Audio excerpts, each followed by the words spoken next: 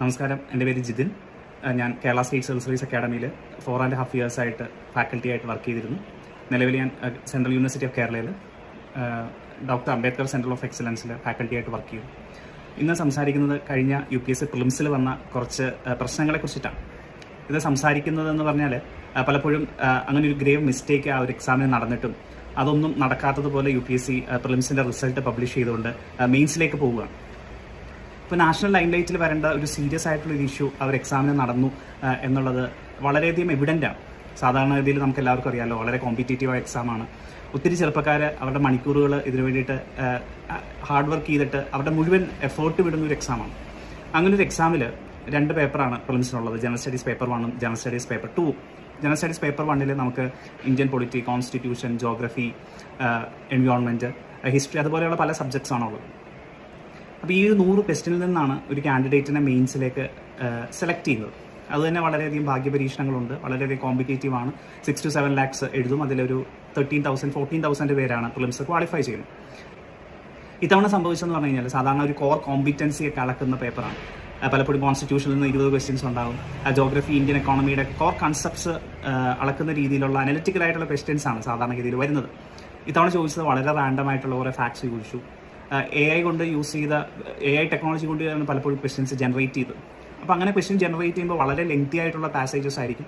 It is very difficult to complete a paper within 2 hours.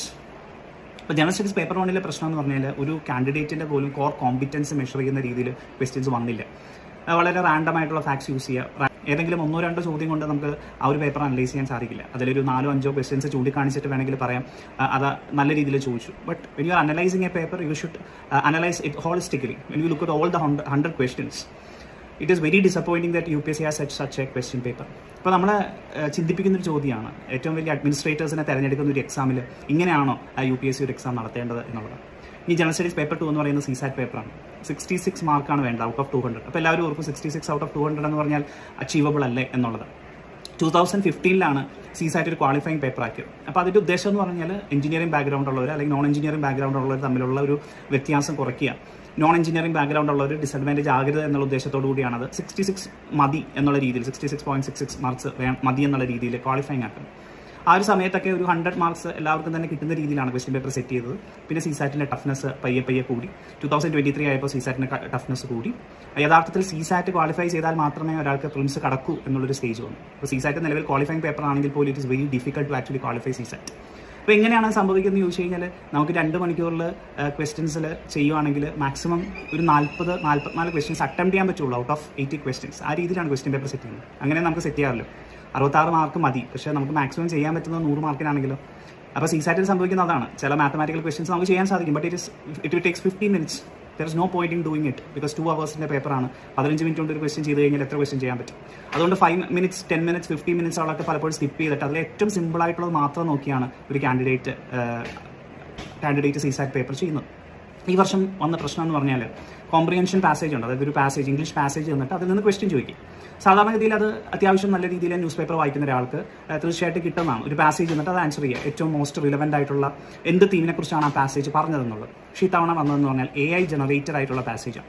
ഈ AI generated പാസേജിന് കുറച്ച് പ്രശ്നങ്ങളുണ്ട്. അതായത് പൂർണ്ണത ഉണ്ടാവില്ല. സാധാരണ ഒരാൾ എഴുതുന്നതാണെങ്കിൽ എന്താണ്, അതിൻ്റെ അകത്ത് ഒരു ഇമോഷൻസ് ഉണ്ടാവും, ഒരു കണ്ടിന്യൂറ്റി ഉണ്ട്, ഒരു കംപ്ലീഷൻ ഉണ്ട്. But when it is an AI generated, it is A mechanical culmination of sentences. What happens is that ആ പാസേജിനൊരു പൂർണ്ണതയില്ല. പലപ്പോഴും എന്താണ്, യഥാർത്ഥ ഒരു ഇന്നർ തീം ആ ഒരു പാസേജ് റിഫ്ലക്റ്റ് ചെയ്യില്ല. അപ്പോൾ സംഭവിച്ചതെന്ന് പറഞ്ഞാൽ ഈ വർഷം കോംപ്രിഹെൻഷൻ പാസേജ് കൂടുതലായിട്ട് ചെയ്ത എല്ലാവരും CSAT ഫെയിലായി എന്നുള്ളത്. ഇത്തവണ മാത്സ് റീസണിങ് കൂടുതലായിട്ട് ചെയ്യുന്നവർക്ക് ആ പ്രശ്നമില്ല. പക്ഷേ ഒരു 40 minutes 2 hours 40 minutes comprehension passage ചെയ്തവരെ സംബന്ധിച്ചിടത്തോളം എന്ത് സംഭവിച്ചെന്ന് പറഞ്ഞു കഴിഞ്ഞാൽ യഥാർത്ഥ ഇന്നർ മീനിങ് അല്ല പലപ്പോഴും പാസേജ് റിഫ്ലക്റ്റ് ചെയ്തത്. അതുകൊണ്ട് തന്നെ അവർക്ക് കൂടുതൽ നെഗറ്റീവ് മാർക്കിംഗ് സ്കോർ ചെയ്തു എന്നുള്ളത്. അപ്പോൾ ഇതാണ് ഇത്തവണ CSATൽ വന്ന ഒരു പ്രശ്നം. I think it should be discussed in the national level. It should be raised by the honourable MPs in the parliament. This needs to be discussed because civil സർവീസിന് വേണ്ടിയിട്ട് വർഷങ്ങളോളമാണ് ഓരോ ചെറുപ്പക്കാരും ഇൻവെസ്റ്റ് ചെയ്തിരിക്കുന്നത്.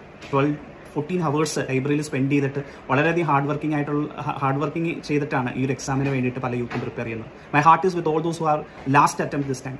So UPSC should take some measures to rectify the mistake. ഞാൻ സിൻസിയറായിട്ട് വിശ്വസിച്ചിരുന്നത് UPSCയുടെ ഭാഗത്തു നിന്ന് തന്നെ വീഴ്ച സംഭവിച്ചുകൊണ്ട് അറ്റ്ലീസ്റ്റ് അവർ കൂടുതൽ പേരെ മെയിൻസ് എഴുതാൻ സമ്മതിക്കും. അല്ലെങ്കിൽ CSATൽ തന്നെ വളരെയധികം ക്ലോസ് ആയിട്ടുള്ള ഓപ്ഷൻസിൽ 2 ഓപ്ഷൻസ് അവർ ചൂസ് ചെയ്യുന്നതാണ്. പക്ഷേ അതൊന്നും നടന്നില്ല.